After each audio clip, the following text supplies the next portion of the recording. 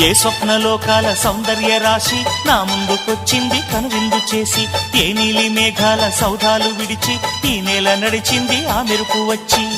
తళ తళ తారక మెలికల మేనక మనసున చేరగా, కళగల కానుక కొత్తగా కోరిక చిగురులు వేయగా.